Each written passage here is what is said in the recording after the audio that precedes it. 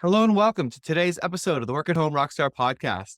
Today, I am talking to the CEO and founder of Geek Haus. And what he does is he helps professionals get featured in the media and grow their online credibility. So I'm very excited to be talking today to Leonard Scheiner. Hey, Leonard, you ready to rock? I am ready to rock. Thanks for having me, Tim. Awesome. We always start off here at a good note. So tell me a story of success in your business that we can be inspired by. A story of success. Well, where do I start? There's so many. I'll give you one specific one today. A story of success. We had a realtor, and for those of you who we don't really know each other yet, so we help professionals get featured in the media. And what does that mean by professional? Well, most of our clients are attorneys and doctors and service based professionals, right? So you might be a fitness trainer or a nutritionist or a realtor, which is what I'm going to tell you about now. And so our client was a realtor. And in this instance, she came to us. We did a great setting up of her foundation for her brand, getting her online presence teed up. And within 2 weeks of us starting to pitch the media for her, she landed HGTV, which is a top tier, Wow. you know, internationally respected brand, internationally respected publication. So when we look at that, we're like, wow, like that's a really great success story, right? I have to say that's not always the case with everyone, but in her instance, it was really a demonstration of how when you set your foundation great, then you can really propel yourself from there. And look what she got, right? So that was a huge win for her as well as the team working for her. Wow, that was amazing. Well, what do you think made her different than maybe someone that wasn't able to get that quick success? When it comes to press, it's not always that you are the foremost expert, right? She was a real estate agent. She, I think, had only been licensed for 2 years, Hmm. right? So not a super expert in the space. And what it really was, though, was her brand online, right? And I know you help people do that as Yeah. well. It's imperative because when someone Googles your name today, what comes up is their first that's what they think of first, right? And we can't change that and Yeah. go back and revisit it. So um, that's really what we're focusing on is making sure that we have that online brand. And so it happened for her, right? She had a great brand. She's smiling in every photo. She's also just a lovely person, right? So it kind of exudes and oozes out of her in photos. Like the smile is warm and, in her videos, her voice is warm. And so when editors and publishers and journalists go to look at her and say, do we want to get advice from this person? She looks like someone who would be friendly to sit down with. So part of that is, what we do on our side of the fence. And then part of it is just being that type of person where, you've got the personality. If you know that you've got that edge, you definitely need to do some media. Awesome. That's great. Yeah, I joke around sometimes with people when especially when someone decides, oh, I'm just going to throw a logo together real quick, or I'm just going to throw a website together real quick. I'm like, you know what? You're probably better off to have no website at all and no logo out Yep. there at all, so that when they Google you, they see nothing. And if they Google you and they see something that's just not very professional, right? Yeah, like a website from 5 years ago that has like script on it that's broken and silly stuff. Yeah, Or it's your online appearance. yeah, or something that they tried to build themselves instead of getting someone like a professional like you to do it, right? So true. Awesome.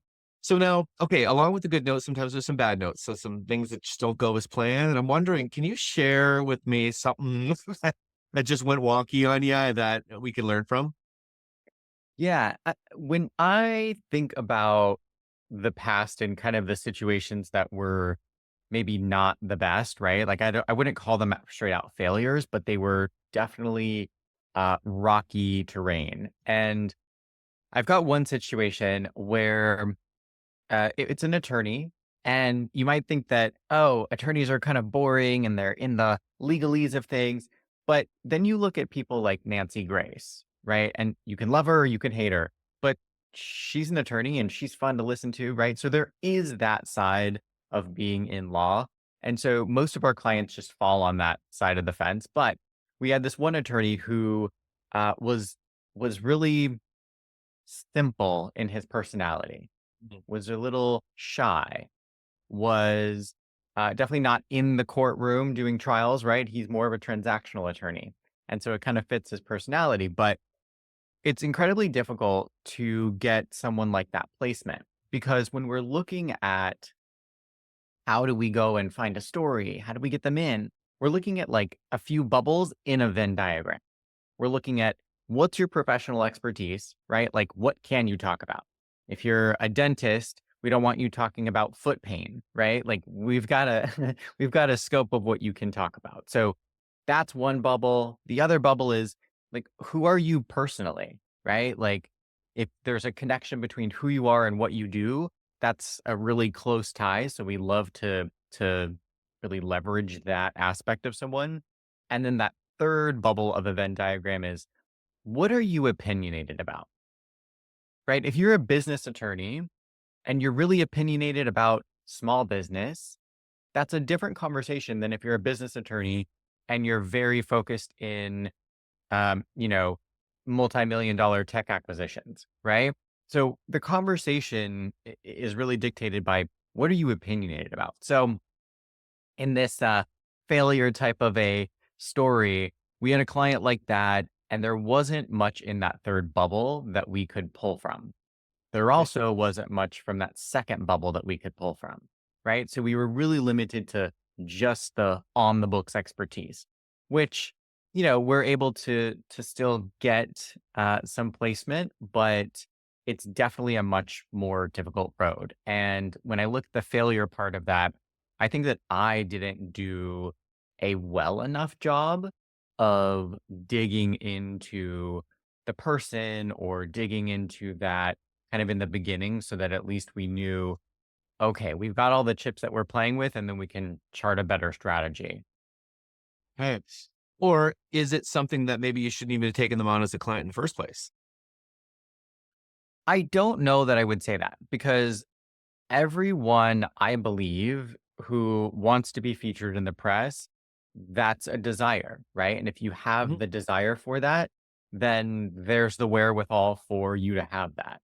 And so I do believe that he wanted it, was a decent enough candidate for it because he was an expert, right? If you're a doctor, if you're a lawyer, you kind of have the check mark of expertise. So although he wasn't this, energetic personality, he was still qualified as an expert. And so I still would have taken him on as a client, but I would have structured the strategy differently versus going on maybe like stories that are trending and that type of thing. I probably would have taken a much more industry advisor approach and done some Yeah. thought leadership within that specific industry versus trying to get him just, broad coverage. Okay. So has that experience changed anything in the way that you do business now? It has shifted some of the discovery that I do. Yes. I'm looking for, a few factors in each one of those bubbles so that we've got enough to play with. And I've had some occurrences since then where there's maybe one of those bubbles that's lacking.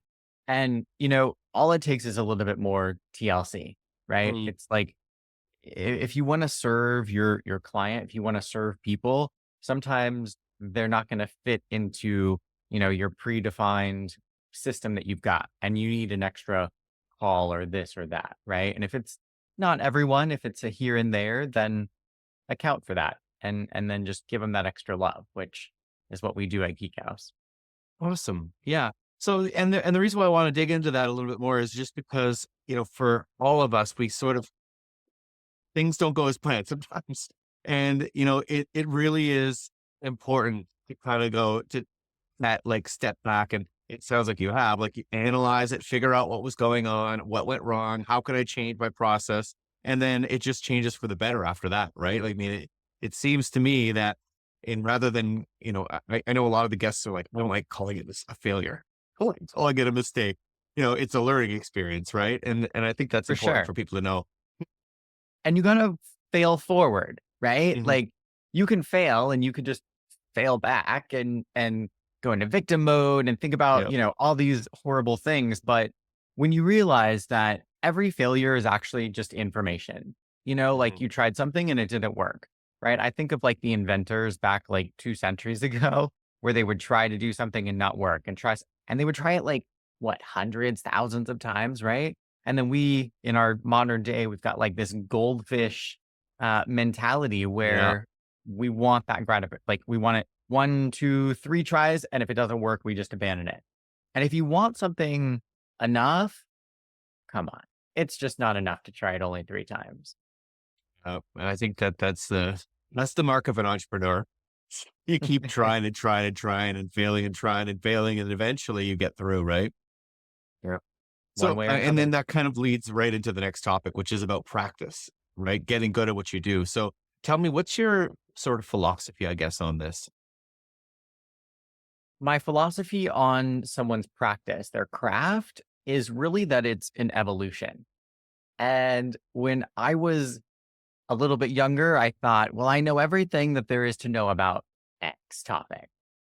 And then I lived a few more years and I realized, well, I didn't know everything, right? Mhm. And then I could actually assume, well, I know a lot. Like I know everything that could be known today. But then I would have the same feeling in 3 years, right? So I think that honing our craft is something that as experts, right? We're not generalists, but we're experts in what we do. The world is always changing.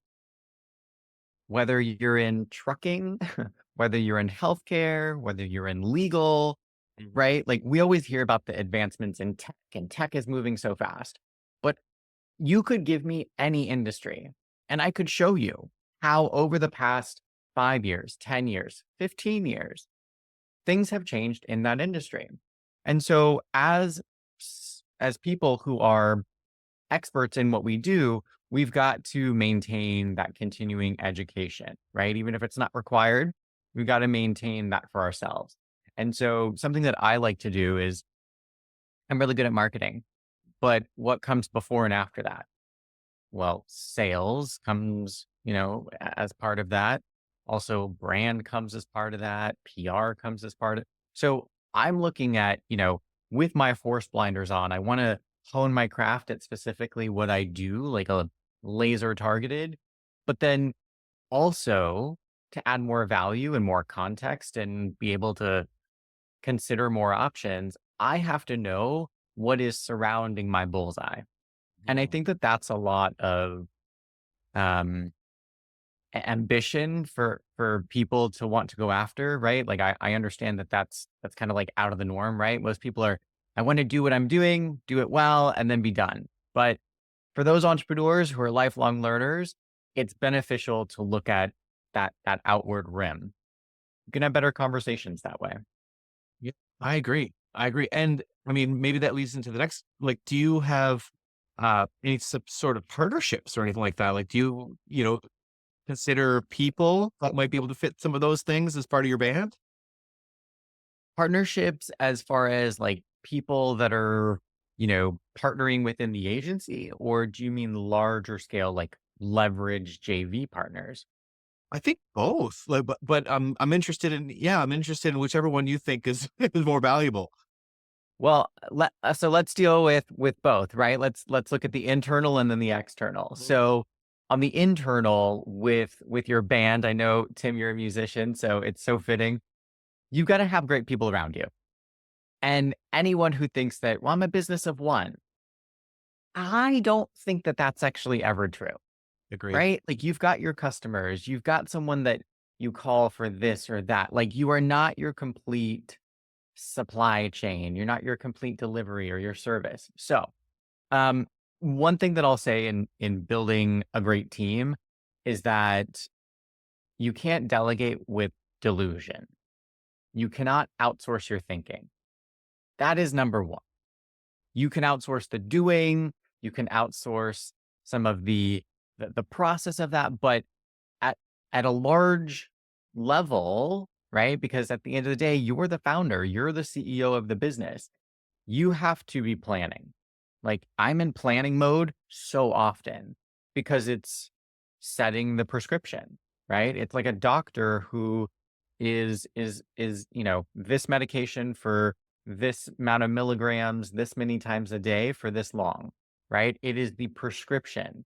And he knows that that is going to get them what they need, right? Or it's like a surgeon, right? We're doing it this way, we're doing that. And so the same thing as a CEO, I think of myself as the surgeon or the doctor writing the script in my business. So I will give the plan and then delegate the execution. Right.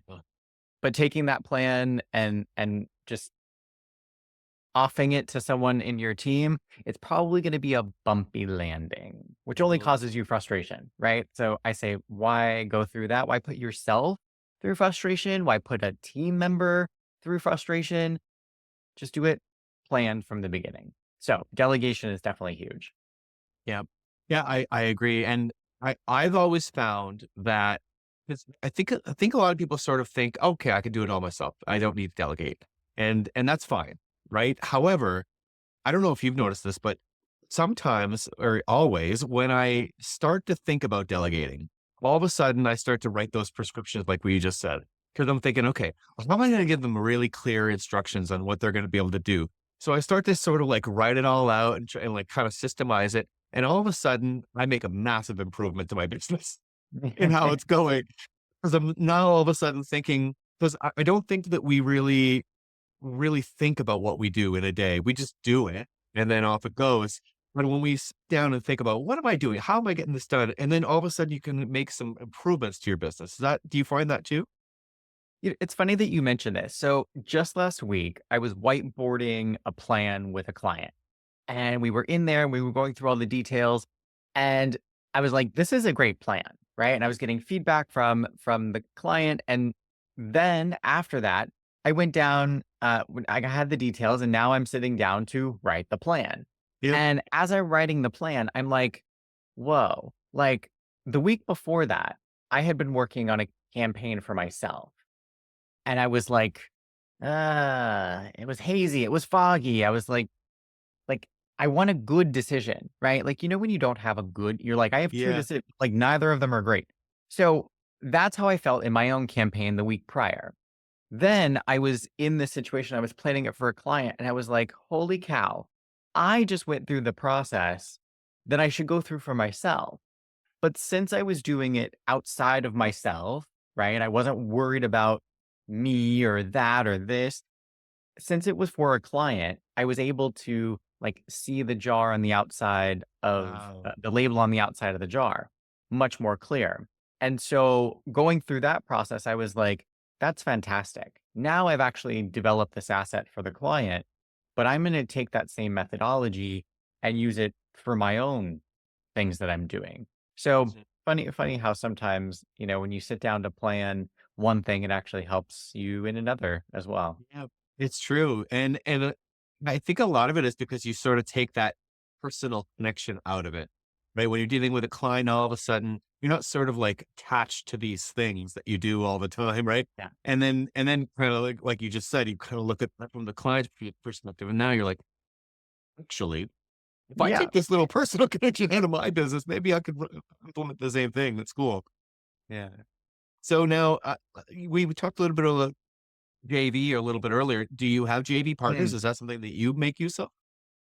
Yeah. So on that external side, so partners, I think are always great to have in business. I'm talking about partners externally. I'm not, Hmm. not talking ownership partners. That's a whole different conversation. Yeah. But as far as partners outside, look, you're going to have other professionals that serve the same audience that you do, Yep. right? You might um, uh, you might be someone who is very good at video editing, but maybe you're not so great at the social strategy, right? And Hmm. those two really need to marry. Hmm. And so if you're one of those, a social strategist or a video editor, you got to find the other yin to your yang, right? I think of it like a puzzle piece, and each one of us are one piece in that puzzle. And if we can insert ourselves into the puzzle where all these other pieces are connected, then now we have a much bigger network, right? We've all heard the chain emails back in the day, right? You send it to 10 people, and then those people send it to 10 people. And after seven, we've reached everyone on the planet. I used to love those.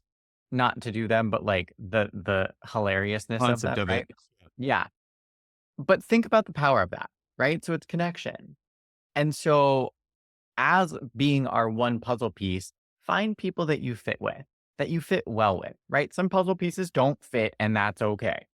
Mhm. But find the people that you fit with because your client is probably a client for them, and their client's probably a client for you.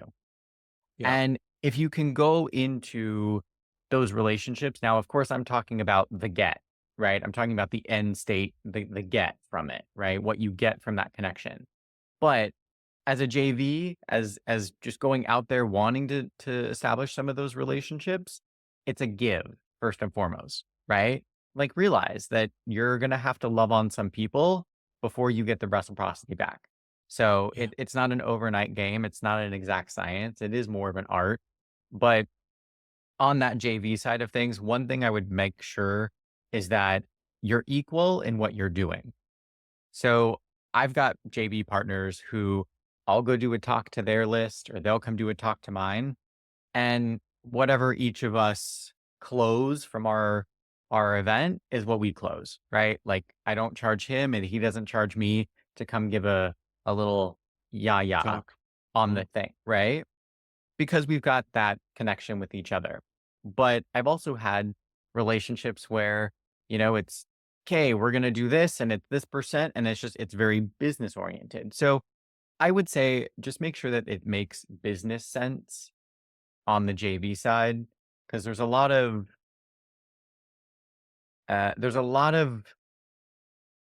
deals that I think are put up into the air where they're very one sided.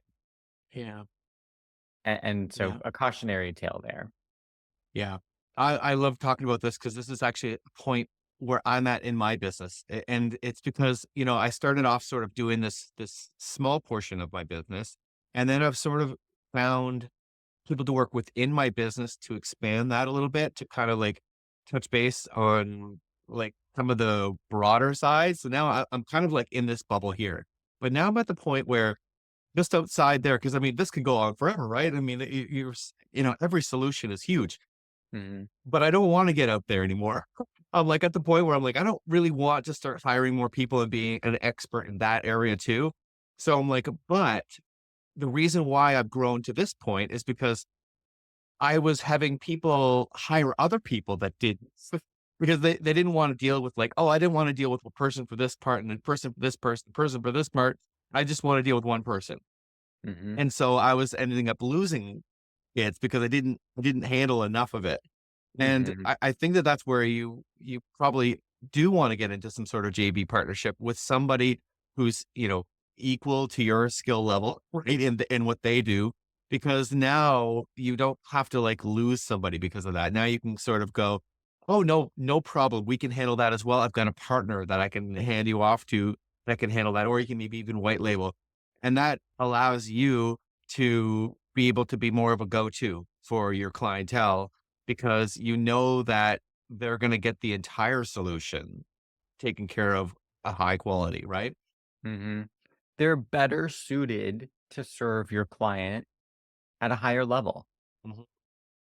So why Yep. would we not make that recommendation? Yep. And when you look at companies like Microsoft or other big companies, how do they grow? They acquire and then they grow, Yeah. right? They'll acquire a company, internalize that, brand it as something their own, and spit out a product. I know we're talking about mostly service based today, but in the illustrative sense, you can do the same in your service based business, right? Say you're a great video editor, but maybe you're not a great copywriter, or maybe you're not a great scripter, or whatever. Yep. You can find the people, and that's actually a growth strategy for agencies, right? Is that you find the people and then you are you are the brand, but then some things are white labeled under you, or you've got contractors that handle them. Being a business owner is about crafting the system and then hiring people, finding people to run the system. Yeah. And then they run the system, right? So you create the system and then find people to run the system, and then the system should run without you. You're going in and tinkering, making sure there's not a rock under the wheel. But that is a business, right? It's a repeatable, scalable, predictable model that generates cash on one side and customers that come in on the other. So yeah, we definitely want to be thinking about all those Love that. aspects. Love that, Leonard. Okay. So now what about learning? How do you go about, getting to where you are right now? Do you have mentors? Do you have mastermind? Like what's your process there? Yeah. Well, I mean, there's kind of two questions there. So let's unpack that a bit. How Hmm. how do I get to where I am? And then, who do you learn from? So Yeah. I'll answer the second one first. So who do you learn from? I think it's very important to have mentors ahead of where you are, right? Like wherever you are, there's always someone 1 to 20 steps ahead of you. And so following those people, looking at what they're doing, reading the tea leaves, right? Because they're not going to come right out and tell you, but you Hmm. can look and you can watch.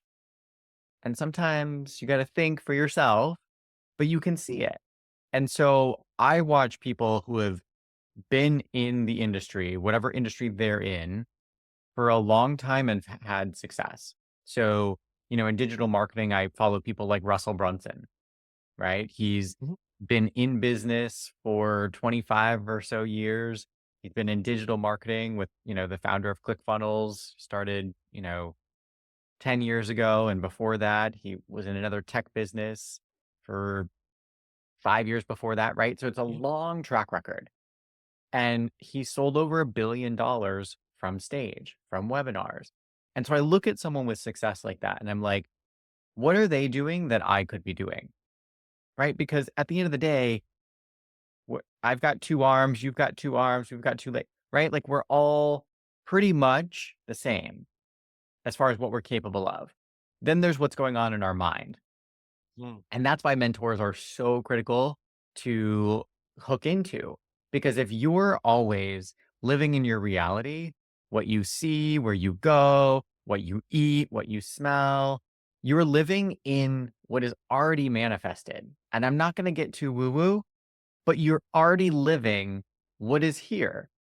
And so if you want that next level, you've got to get yourself outside of this physical state. And one way to do that is to look at people who have the success, who live in the places, who drive the cars. And not that you're only motivated by those things, but we know with that comes a lot of freedom that we can go help other people, right? We could do and serve and have more impact when we have freedom. And so I'll look at people like that who are great mentors. He comes to mind. Who else comes to mind? Amy Porterfield comes Yeah. to mind in terms of like the digital marketing, community building, engagement type of space. But a lot of it is also your mindset, right? So yes, there's the people who are going to give you your industry details, but then I'm also a big proponent of always keeping your pipes clean. And so, I'll follow people like Mel Robbins or something on the more well-being or personal development side of things. Because if there's a problem in your business and it's been there for a little while, it's probably not a business problem. Yeah. y- It's Yeah. probably a personal problem that's showing up in your business. Yeah. So take a look at that. And that's really good advice, right? And I think the couple things about what you just said is that's really cool is that I think we live in a really fortunate time where we can follow these mentors and not necessarily ever have to know them. Right? I mean, they're so accessible nowadays, right? It's not, Mhm. 50, 100 years ago, you have to figure out a way to get in front of them. But now you don't. You can follow them on social media and you can get quite a bit of information about what they're up to through just that, right? Mhm. And I think that's really cool. And I mean, we talked about this before the interview. Like, so if I was, about to start a business, what kind of business do you think, like, how would I choose the right business to get started in? There's a few people right now that are online, and they were pushing a laundromat, right? Like, invest in a laundromat. That's a great business to start. And I was like, that's cool. Like the numbers make sense. That makes sense, and all this stuff. But as I started thinking about it, and this is why time to yourself is so important. Whether, you're in a working environment or a relationship, like you, as entrepreneurs, we need time alone to just let our thoughts process. Because even if you're with other people, sometimes you're distracted, right? And that flow state doesn't ever achieve. But Mhm. I was in that flow state and I was thinking, I was like, it's a great idea. But then I was like, but you've got people who are coming in to a physical space, liability. Yeah. Then you've got machines that need maintenance and people are touching them. And we know the public is not an easy player, right? They're rough on things. They Mhm. just are. So we've got that. Okay. What else? I probably have to pay someone to be in there. So now I've got a payroll cost. Okay. Um, what else? I've got all these things, right? Oh, and by the way, laundromat, who am I pretty categorically targeting, right? Probably lower socioeconomical status people. I'm like, all right. So I'm targeting a poor customer. Give me grace. I'm targeting a poor customer who is probably rough on things. I have to have them inside. There's water involved. I'm just, from being in law firms, I'm hearing slip and fall, Yeah. right? I'm Yeah. like, that's probably not what we want. And not everyone is my customer because not everyone needs a laundromat. Mhm. But what is a better option? Well, maybe a car wash. Because a car wash, who drives a car? Pretty much everyone you know. And so we can serve everyone, we can promote to everyone. And who gets their car washed? Probably not the very lower socioeconomic people. They're usually Yep. middle to higher. So when we're looking at what business to start, it's got to be what fits you, right? Like I could be passionate about either one of those as a new business, but I want to make sure that what I'm doing as a business is scalable, repeatable, and predictable.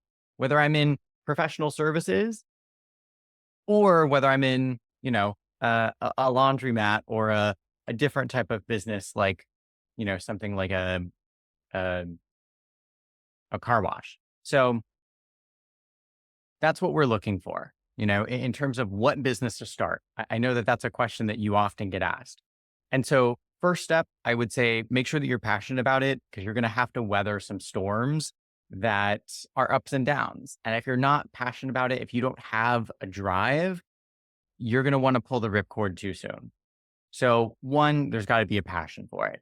But then, two, we want to make sure that we've got low barriers to entry, right? So, if you've got to go and get all these certifications and get all of this equipment and do all of these things, maybe that's not the best business to start right away, right? Yeah. Like in my example, I probably wouldn't start a car wash or a laundromat right away.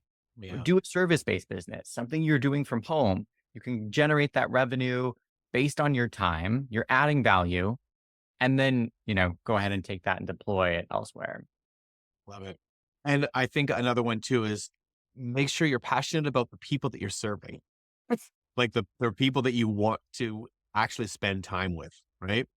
So true. Uh, because that, I mean, that'll be it right there. If basically you're dealing with people that you don't really want to deal with, I mean that's your business. Those are the people that you're supposed to be excited to be serving, right? Yeah. And at the end of the day, you've got to have a decent level of love for that audience that you're serving, whether it's like a Absolutely. category of people or a defined audience. Yeah, because it's going to come through, right? It's service, it's not sales. And in order to serve someone, you got to kind of like them. Yeah. Ideally, yes. So it's time for your guest solo. Tell me what's exciting in your business right now. What is exciting? Well, I guess I could offer, make a free invite to those who are listening. I'm really focused on helping people get themselves more credibility, more media exposure. And I really want to break a lot of those myths that media is hard or that it's impossible or that it's only for those big boys, right? It's not. It's not. It's not. What it is it's having your value that you can show to an editor, to a journalist, to a podcast host, and package that value in such a way that their audience is excited to have that conversation. And so if you're an attorney or a doctor, you're already an expert, right? You went to school, you check that box. But even if you're a realtor who's only been licensed for 2 years, or you're someone like a fitness trainer, right? It doesn't have to be where you have all these credentials and accolades and you graduated from Harvard. It doesn't have to be that.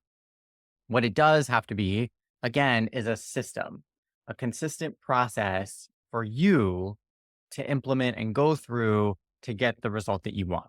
And so after having done this for clients upon clients upon clients, I've backwards engineered that process and I teach that.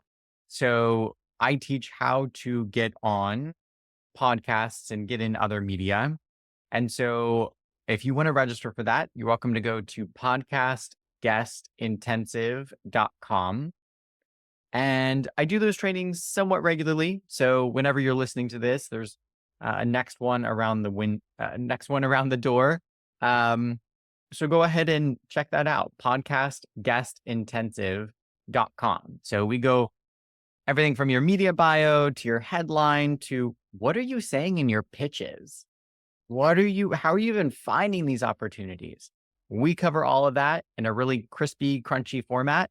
And what I like, the way that I teach, it's actionable. This is not a hear Leonard talk for however long, and then you walk away with nothing. This is a come, be focused, be prepared, get the kids in daycare, kick the dog out. You got to be focused because we're taking action. This is a workshop style. You're going to walk out of there with paths open for you to pitch hosts. So it's a great workshop. I love that. Awesome. Now, is there anywhere else people can get get a feel for who you are? Like any other way they can touch base with you? Yeah. On Instagram at Leonard Scheiner. Go ahead and check the show notes for a link and the spelling. Yep. So on Instagram at Leonard Scheiner. And then our agency website is gogeekhaus.com. So go G-O, geek, Geek, and then house, we spell it Haus. So gogeekhaus.com. Awesome. Thank you so much for rocking out with me today, Leonard. This has been super cool. Thank you, Tim. It's been great. Awesome. And to the listeners, make sure to subscribe, rate, and comment. We'll see you next time on the Work at Home Rockstar podcast. You can go to workathomorockstar.com for more information.